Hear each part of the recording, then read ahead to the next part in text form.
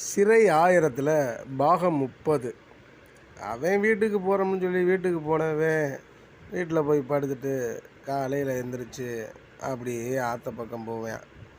ஆற்ற பக்கம் போனோடனே ஆற்றுக்குள்ளே எவனா சிக்கிறானான்னு பார்ப்பேன். சிக்குனா அவனை கூப்பிட்டுக்கிட்டு வாடா நம்ம பயலை ஒருத்தனை பார்க்கணும் அப்படின்னு சொல்லிட்டு ஏரியாக்குள்ளே வருவேன்.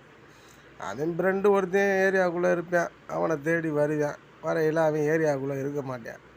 நேராக அவன் வீட்டுக்கே போவேன். வீட்டுக்கு போனால் அவன் தங்கச்சி, அவங்க அம்மா, அவங்க அக்கா அவங்க தான் இருப்பாங்க. அவங்ககிட்ட உன் தம்பி இருக்கானாப்பா அப்படின்னு சொல்லி இவன் கேட்பேன். என் தம்பிலாம் இல்லை, வெளியே போயிருக்கான், என்ன விஷயம் அப்படின்னு சொல்லி கேட்பாங்க.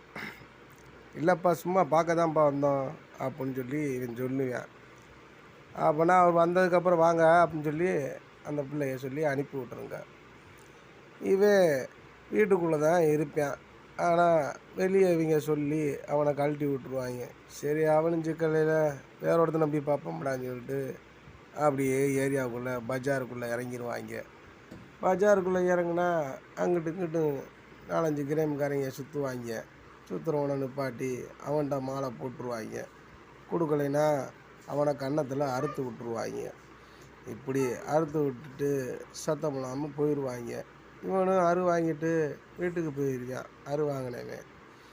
அப்புறம் ஏரியாவுக்குள்ளே வந்துட்டு அறுத்து விட்டோமேனு ஒரு கோட்டரை வாங்கி கட்டிங் போடுவாங்க.